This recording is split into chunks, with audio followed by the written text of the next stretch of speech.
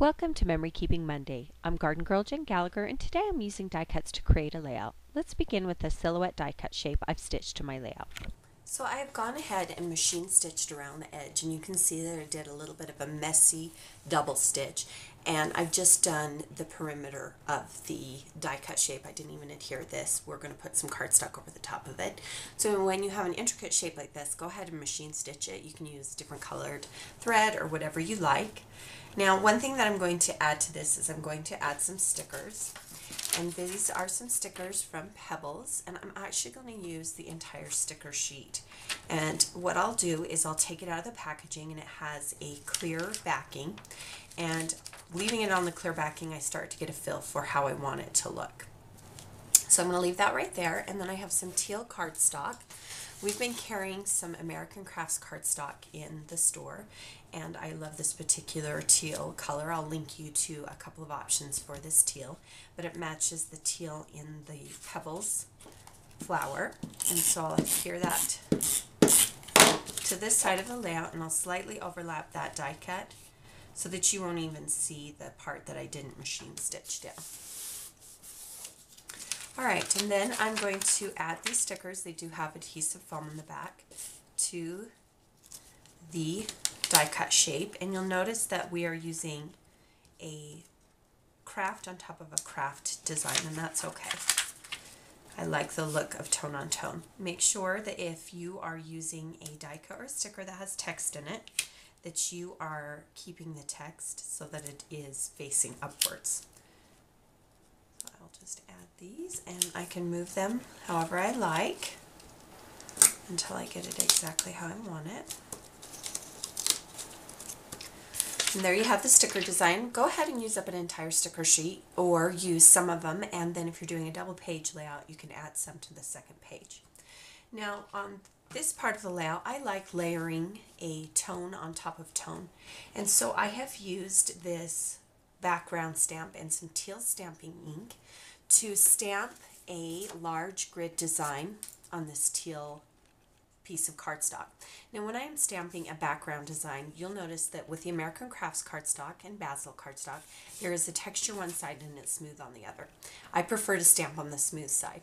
Now I've adhered the textured side first, stamped on the smooth side, and then I'll add the smooth side facing upwards onto the textured side.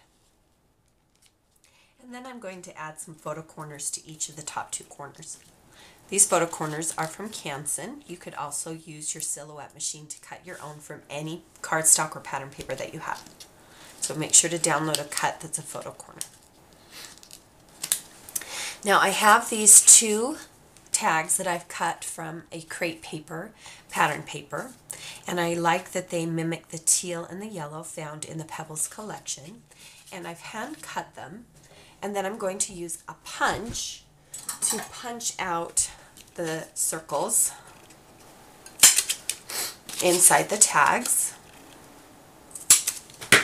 and then I can adhere the entire piece behind the tag here, or I can cut them, and I'm going to cut them down a little bit. I'm not even going to worry about giving a straight cut. And we'll just adhere these to the top of that stamped piece of cardstock. And then we'll use a little bit of crochet twine, and we'll tie some string to them.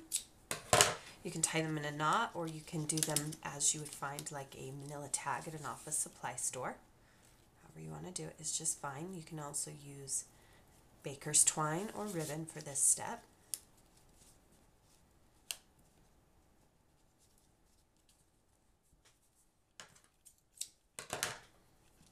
And you can tie them however you like, long bow, small bow. You can go back and adjust it as you like.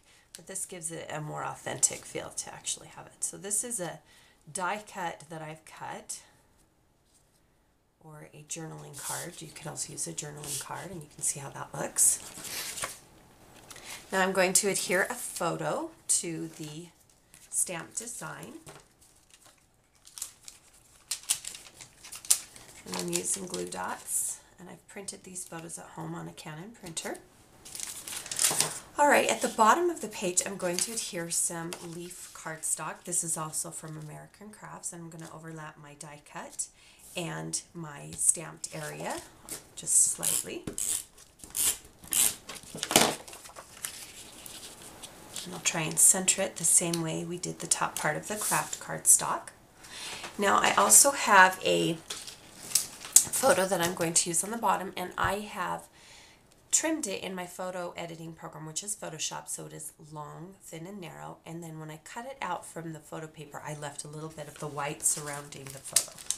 And we'll adhere that to the left side of the green square.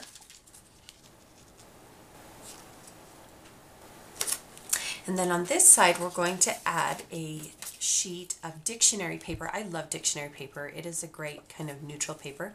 This one is from Studio Calico. And we'll adhere that on the right side.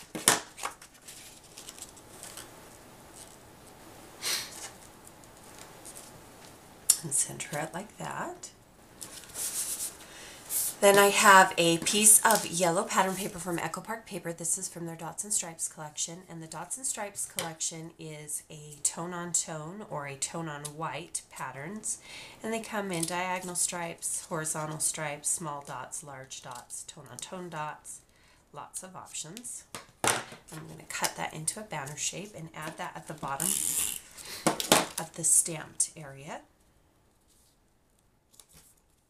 Then this is some pattern paper from a 6x6 pad. I like 6x6 pads because the patterns are scaled down. And this is a My Mind's Eye pattern paper. And we're going to adhere that on top of the yellow pattern from Echo Park Paper. Now I want to show you a fun die cut tool that we currently have in the store. Hero Arts has stamps that come with a letter on them, and they're called frame cuts. This is a chevron heart. Shannon Tidwell turned me onto this heart. I love it. And so you get the shape, and then you look in the store for its companion die cut. And these are called frame cuts. This is an H, and that has an H, and that's how you know it matches. And this is how it works. So you take a sheet of cardstock or pattern paper, and you ink up your stamp.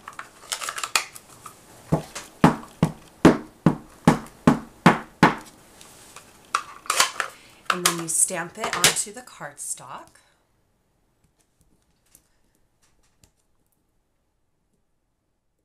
Make sure you get a nice shape.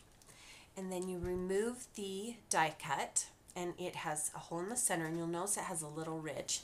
And you center that little ridge around the die cut shape. And it's going to cut on the inner part of that cut, and it's open so that you can see it. Now we have a Big Shot die cutting tool in the store, but I'm going to use my Cuttlebug because that's handy. And these die cuts will work in that particular die cut machine. And then a trick that I learned from Jen McGuire is that she takes a Post-it note, and she uses the sticky side of the Post-it note to hold her frame cut exactly where she wants it. You could also use washi tape. It will not cut through the die cut shape. And then I put the plates together following your manufacturer's instructions, and then just cut out the die cut shape. This is so great because fussy cutting, which means that you're cutting exactly around the cut, can be so time consuming, and there are a lot of intricate stamps that you have that you want to fussy cut, but you don't want to take the time. So that is the cut that we're going to be using today. We're going to add that to the page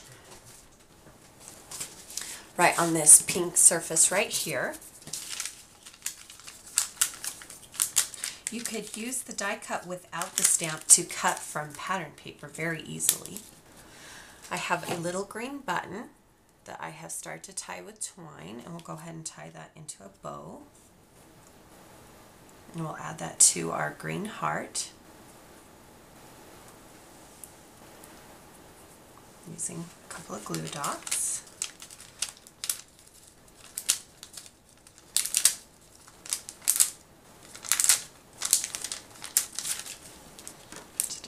cut to the top, and then I've pre-cut this from the back. This is a Jelly Bean soup label. It says you hold the key to my heart, and the red and the blue in this sticker actually matched the red and the blue in the Pebbles stickers. Trim that off there. Alright, I'm going to go back and use the same die cut shape that we used before, except I'm going to use the smaller heart this time. I'm going to take the original die cut I made, and I'm going to center the die cut shape on top of the pattern, making it however I want that chevron to fall. And then again, I'll use that same post-it note, and we're going to cut some small hearts from this particular original die cut. And I actually did this about 4 or 5 times. Again, I'm using the Cuttlebug machine, but the Big Shot is a wonderful machine. Make sure you get the correct cutting pads per their instructions for doing a wafer die, a thin die cut. You'll also want to make sure you get the cutting pads, as we do have some bigger die cuts from both Sizzix and Tim Holtz inside the store. So you can see that I have cut a small chevron heart. You could stamp any pattern and use the same die cut shape however you like. And I'm going to add several of these shapes to the bottom of this second photo, the thin photo. And then I also die cut another heart from the pink pattern paper from my Mind's Eye. You can see, and we'll just add these to the bottom here. And then I'm only going to add adhesive to the top of them because I want a machine stitch along the bottom. I'm going to start by making sure I have a heart on each side. Again, I do not want to have adhesive where I'm going to be stitching, so make sure you leave that bottom part of the hearts if you're going to do stitching open. We can move these around however we want until we get the spacing just right. And I'm just using glue dots. Alright, I'm going to go ahead and machine stop across the bottom of this, and I'll come back and show you what that looks like. So I've gone ahead and stitched across the bottom of those hearts. One thing that I wanted to add to this particular pink one is that you'll notice that there is a small pink button on that butterfly, and so I found another pink button in my stash that matched, and I want to incorporate the same element onto this little pink heart, and that marries this particular pre-bought element with one that I have made. Now, I did something fun, and I downloaded a digital print and cut, or rather a digital print file for these labels, and I added my journaling directly to it. All I did was I opened it up and added the journaling in Photoshop. You could also open it up in your photo editor program in Windows or whatever you have for your Mac, and you could just open these and print these directly on cardstock. I printed them on the smooth side of some American Crafts cardstock so that the label would look a little more authentic, and I'm going to add that to the bottom of this dictionary paper. And then for my Silhouette machine, this is a Silhouette die cut. It says Laughing and Playing. I'm going to go ahead and add that to this dictionary pattern paper. And to do that, I'm going to use a glue pen. A glue pen allows me to paint adhesive directly onto the cut, and that keeps the mess of the adhesive a lot more contained. They come in a variety of tips. You can use a thin tip. This is a little bit more of a broad tip. These last a very, very long time. I've had this particular glue pen for 2 years now. So it's a great investment and a great tool to have on hand. So we're going to slightly overlap that label that I printed. And I cut it in craft so that it would match the craft on this side. And then I'm going to take some washi tape. This particular green tape is from Bella Boulevard. And we're going to add just a little element of it here. Tape is a great element to add. And then also from Bella Boulevard, this one is slightly thinner. This is a pink. We're just going to overlap them right there on the bottom. And then from Pink Paisley, I have 2 little label die cuts. One says Totally and one says This Week. And we're going to add those to the layout. And little elements like this go a long way on a page, and I usually add these at the very end. So they're great little statement pieces. Thank you for joining me today. Visit Two Peas in a Bucket for additional videos and the complete supply list for this layout.